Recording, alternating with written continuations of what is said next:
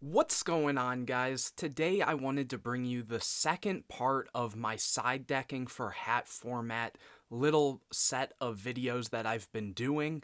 If you haven't seen the first part, which talked about monsters that are commonly sided in H.A.T format with a huge explanation on which one is right for your side deck, you definitely want to go and check that video out. It's up on my channel. If I remember, I'll have it linked in the description, but in case I do forget, pause this video, go check that one out, and come back to this video. If you're looking for the one on trap cards, make sure you're subscribed to the channel so you don't miss out on when that video actually comes out, as trap cards are usually the most sided in H.A.T format because it is such a trap heavy format. But that being said, spell cards are also extremely important. So in this video, similar to that other video, I want to go over just some of the side deck cards that you might see when playing against other decks and which ones might be right for your deck specifically. Now, not all of these, I'm saying, are in the format constantly. Sometimes, depending on what the top decks are, some of these might be more relevant in the format, while other times they might be phased out a little bit if the top decks aren't really affected by it, or if the decks that are seeing play don't really care for those cards. As well as some cards are more archetypal specific in terms of decks just naturally play them, so those ones will not be in this video unless they're the majority of decks are maining or siding them, so I'll talk about that as well. So similar to the other video, I'm going to go through all the cards I'll be talking about in this video specifically, and then we'll get into the deeper explanation of what all of them do and things like that, and where you can actually find these and what decks to go against. So starting off, we have Spiritualism, Mystical Space Typhoon, Twister, Nightbeam, Forbidden Chalice, Forbidden Lance, Book of Moon, Dark Hole, Mind Control, Kaiser Colosseum, Dimensional Fissure, Zombie World, Nobleman of Crossout, Xyz Encore, Soul Release, System Down, and limiter removal. So the thing with spell cards when siding is usually you can have quick plays that are sided either going first or second depending on the matchup, and then usually you'll also have normal spell cards that are the majority of the time wanting to be sided specifically when going second. So that is something to keep in mind. In terms of that, if you are going first, it really can vary what you decide to actually side out to put those in.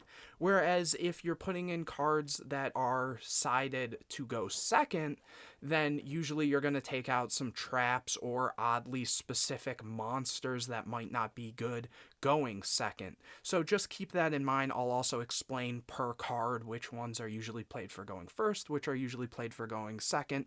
But anyways, let's get into this. So the first couple cards I want to talk about are the back row removal type cards. So Mystical Space Typhoon, Spiritualism, Twister, and Nightbeam. So obviously the biggest one of these is Mystical Space Typhoon. It's your generic quick play, destroy a spell or trap card on the field.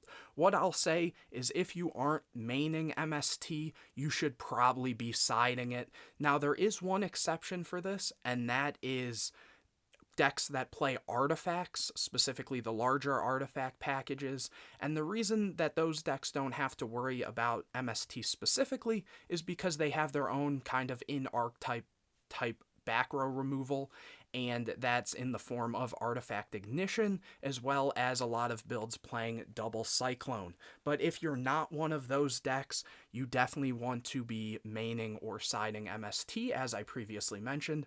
And if you're playing one or two copies, you should be siding the second or third copy, just because in general, H.A.T format is a very back row heavy format.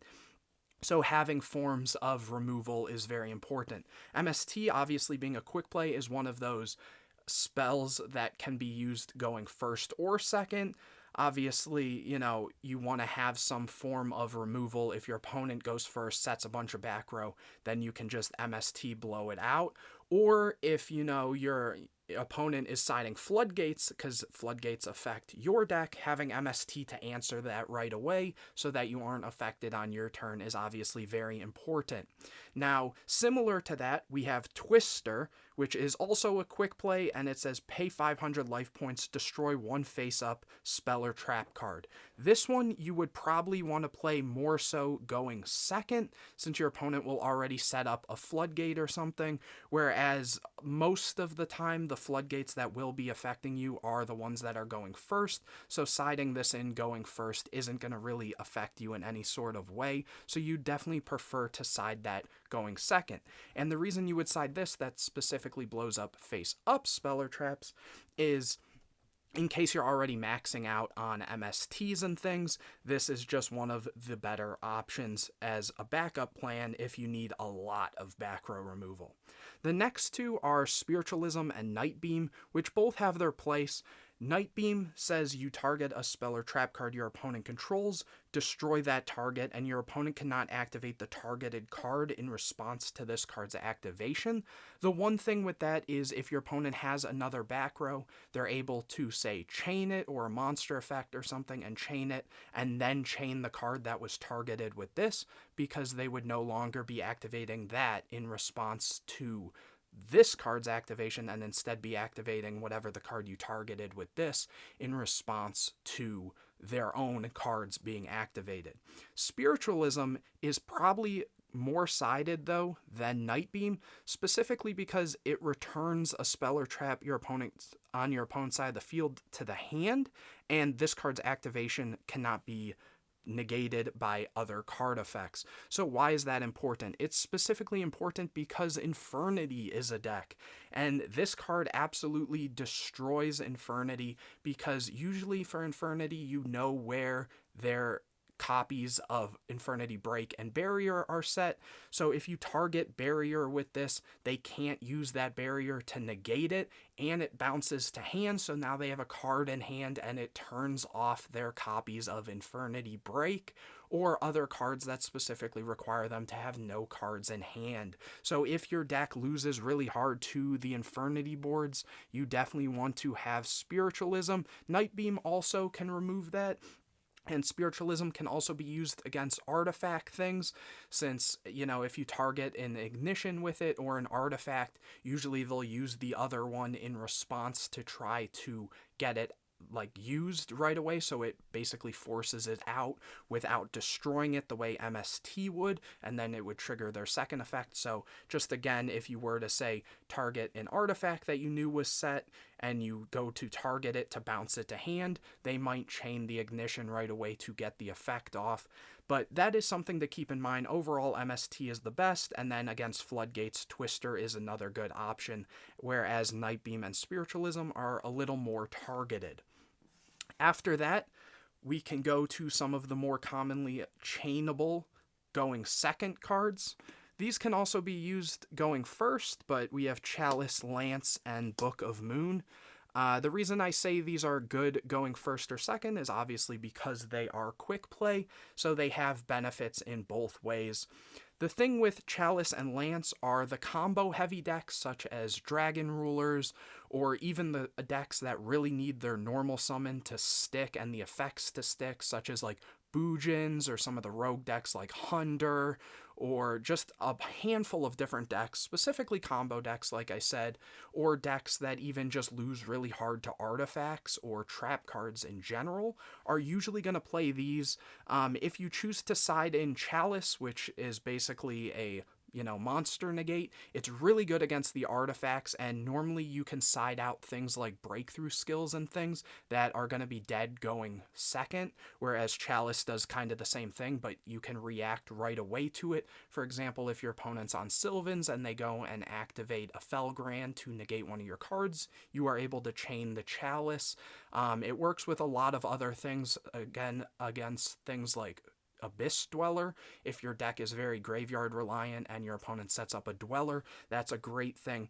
Against things like H.A.T and other things like Geargia that are very trap heavy, if you're playing a deck, again, that's combo heavy or reliant on the card actually sticking, Lance is a great option, making your monster a little weaker but unable to be affected by other spell and traps. Really, really good card. It can also just weaken your opponent's monsters so that you're able to attack over them. Very solid cards. You can find all three of these in the main decks of several different decks because they kind of act as trap cards in a sense because they are quick plays. But if you are falling into those categories, then you definitely want to be siding these. Book of Moon has an interesting place in the format because it can dodge cards. So similar to these, but if, say, your opponent goes Breakthrough Skill, this is a way to, say, flip your monster face down after it's already attempted to activate.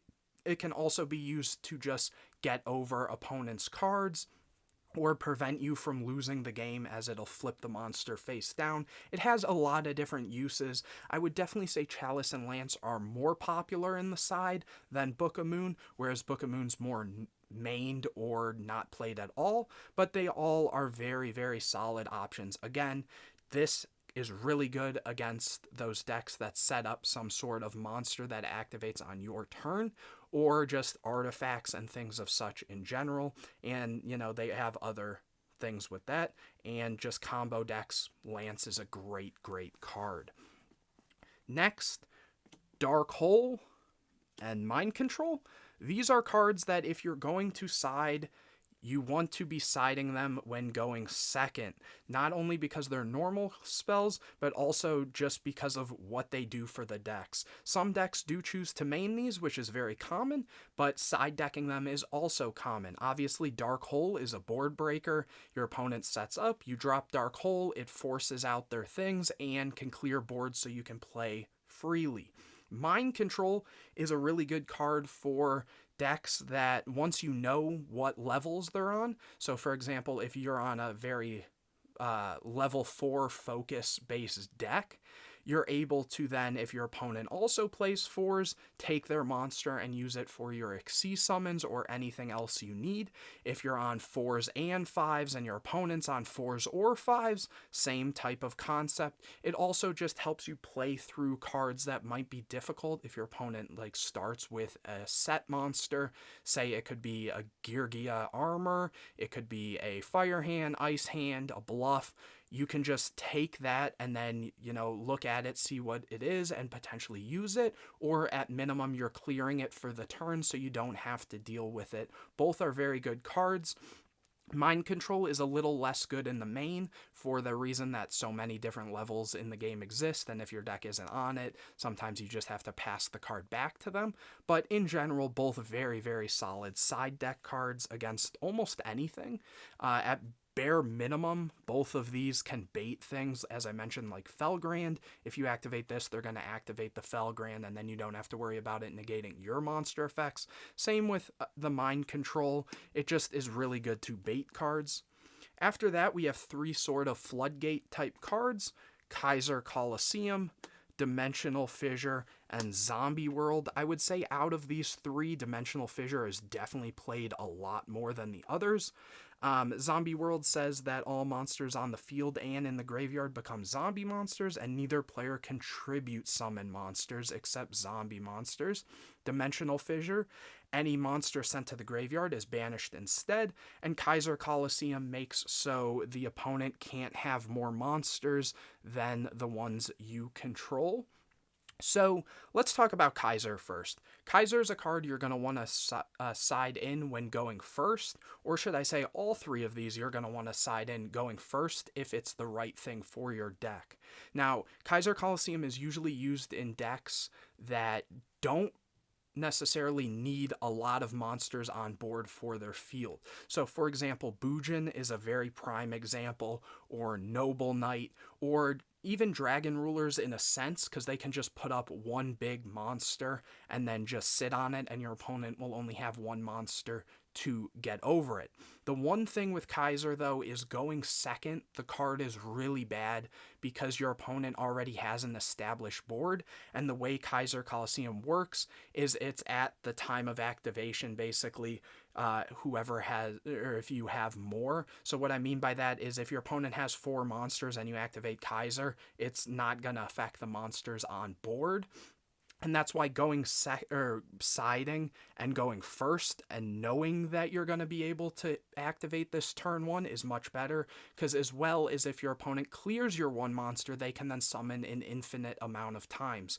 So Kaiser Coliseum is better for those control-y type decks where it's kind of protect the castle. Again, if you have big monsters or something like Bujin can play it well, and Noble Knights. Dimensional Fissure is a really good card. So many cards in this format are just great in terms of needing the graveyard. So if you're playing a deck similar to some of those other decks I mentioned, for example, like Noble Knight, that don't need their monsters to go to grave or have graveyard effects, being able to play Dimensional Fissure and stop things like Mermail, or say even Infernity, where the stuff would, you use your graveyard as a second resource. Very, very good card. There's so many decks it affects. Artifacts can't go to graveyard, so then they can't summon back. You can just banish all your opponent's resources in all these different decks and things. Sylvan's Excavate and go to graveyard. So just shutting that down. Unfortunately, it is at 1 in this format, but it's such a powerful card that you definitely want to have it if you're able to play it. Things like Fire Fist play this card really, really regularly, whether that's the Kokimiru build or just pure like 3.5 access. Even decks that kind of need their graveyard, but it hurts the opponent more, take really, really good advantage of this, and you can just set it up turn 1. Zombie World is a very interesting card because it's a field spell, so decks that are naturally already playing field spells and things like terraforming have the advantage of playing this card because it's searchable basically in their deck. And this is kind of like a DNA surgery, but in the form of a spell, so you can use it going first, and this stops a lot of decks turning their monsters into zombies. For example, like Geargia, in order to go into Geargia X, they need 2 machines, and that completely stops them. There's a handful of other decks like Bujins that need a Beast Warrior type monster on the field to use all the different protection effects and things, so Zombie World completely shuts that down. Even in some situations, the not being able to tribute summon, except for zombies, is relevant. Depending on what other things you put on board your opponent, for example, if you Flying See your opponent and then have Zombie World 2, they can't just tribute summon over it with an artifact or something. Very, very strong card, but only in specific decks that can take advantage of it. Obviously, you don't want to put this in a deck that gets affected by it, so those ones that I mentioned. Mermail sometimes can be found with that. Again, these cards are just generically good. The one thing you want to watch out for, though, is if you're already playing a deck that plays a lot of back row, it's probably presumed your opponent's going to put in back row removal, so these do somewhat become a little less good just for that sake. So also the decks that don't play as much back row can take really good advantage of that, but even then, they're still great cards because your opponent might want to use them on the different traps and other things on top of just these, but great options. After that, we will talk about Nobleman of Crossout. This card, you destroy a face-down monster and banish it, and then if it's a flip effect monster, both players banish all the copies from their deck, and all the copies from the deck. I was just making sure it wasn't also from the graveyard or anything, but just deck. So this is obviously a card that you want to side in going second. You don't want it going first. And it's great against decks that set monsters. So again, if Geargia is very popular, you can use this despite it not being a flip effect monster, but having a flip effect.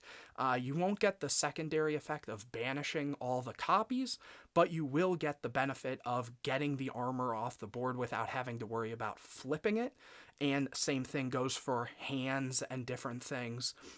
There's even rogue decks like the Worm deck that I showed off in one of my live duel commentaries that set monsters, and those are flip effects. So even against some of the rogue decks, Nobleman of Crossout is a very good option. Just being able to get rid of some of those set monsters and not have to deal with them, just getting them off the board, is really, really strong. Even if you have Book of Moon and this, you can basically then have, it sucks to be a 2-for-1, but it is a way to somewhat deal with some of the more problematic cards as well.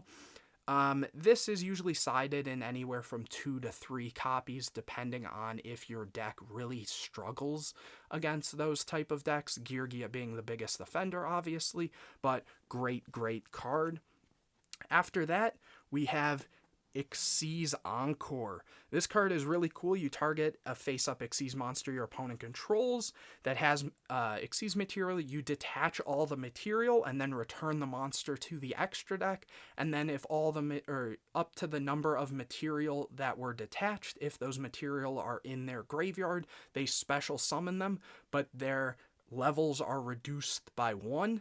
And it also has the effect that neither player can activate cards or effects in response to this card's activation. So what that does is you can side this in going first or second against very heavy Xyz focused decks. The most common use of this was against things like Evil Swarm. So if you're on a deck like Dragon Rulers or Artifacts, or any decks, specifically even Mermail, that need their high-level monsters, playing this as an option to out things like Ophion is an amazing thing, because not only do you get rid of the Ophion, they may or may not get their monsters back, but they're 1 level less, which means they can't just Xyz back into them, and also they can't respond to it. So if your opponent has something like, say, a Divine Dragon Knight Felgran, that's another way to out that and not have to deal with such a large monster that also has a potential monster effect negate.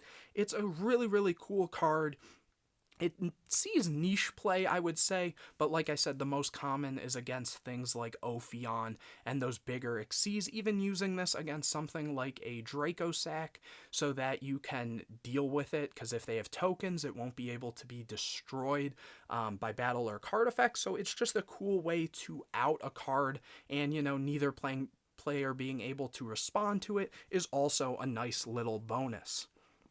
After that, we have the niche pile, which is the soul release, the system down, and the limiter removal.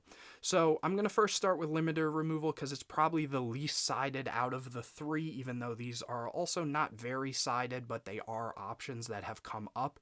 And so limiter removal specifically doubles the attack of all face-up machine monsters you control until the end of the turn, and then during the end phase destroys all machines you control. So limiter removal, the reason it's occasionally sided is because there are decks like Chain Summoning Gadgets, which I have a deck profile on, and there's other decks like even Geargia, Cyber Dragon, and stuff of those sorts, where sometimes just ending the game quickly is a necessity, or like Geargia Karakuri that can put up a ton of monsters and just push for game is very strong.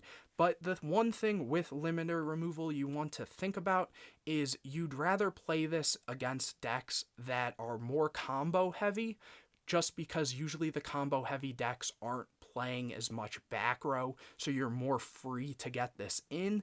It can also help if your deck plays a lot of weaker things, as I mentioned, like gadgets, for example, where your smaller monsters, you might just need to get over big monsters, so during damage step, being able to activate limiter removal is a cool way out of that. So that is an option as a one of, since it is at 1, I believe, in this format, and in general, you probably would not want to be siding more than 1 of this card. The next is System Down. You pay 1,000 life points and banish all face-up machine monsters your opponent controls and in their graveyard. This is a cool thing that a lot of people try against Geargia and, you know, Machina type decks and those gadget decks. But in general, in practice, it's not the best. I'd rather have Nobleman a crossout against, say, Geargia. It can be cool into like really big boards, But the problem is for example with Geargia, they just set the armor and they can kind of grind through games with the traps and things. So in theory, System Down is an alright card, and I would definitely suggest siding it if some of those machine decks do start popping up more and more, especially like right now Geargia is very popular because as H.A.T format has started to pick up more and more, a lot of people just jumped to Geargia because it was one of the best decks against H.A.T specifically. So that is an option, but it's not necessarily the greatest card you could be siding. And then you have Soul Release, another card that I would suggest siding going second if you're going to play it at all. DD Crow is a better card in general, but Soul Release does have a place in the format, and it has seen some side deck play. What it does is you can target up to 5 cards in either graveyard and banish them. So this card is specifically really good against Dragon Rulers, being able to kind of eliminate all their resources, or Lightsworn Ruler being able to eliminate all their names and Necrogardnas and things, forcing those out, and just being able to clear graveyards. It's also good against Bujins, because they have things like Hare and Turtle that are good protection for them in graveyard. It can even get rid of, things like breakthrough skills in your opponent's graveyard and a handful of other things. It's definitely out of these 3 the best option here, but it's not necessarily the best side deck card in general. But as I mentioned, it is a very solid card. There are uses for it. Usually you would side 1 or 2 if you're going to side it at all. And it's really just against those decks I mentioned. If you're very scared of those, and if you have a poor matchup against it, specifically like I said, Lightsworn, because it's such a explosive deck in the format. This can even get rid of artifacts in your opponent's graveyard. If you know that they are on Call the Haunteds and things, it might force it out right away. It has a lot of different uses, but in general, those are the most common sided cards in the format in terms of spell cards. Anything else that you didn't see in this video, as I mentioned previously, it might either be too archetypal or there's just these better options. There's definitely a lot of more funny niche things that there have seen tops, but not very consistently and not really worth mentioning.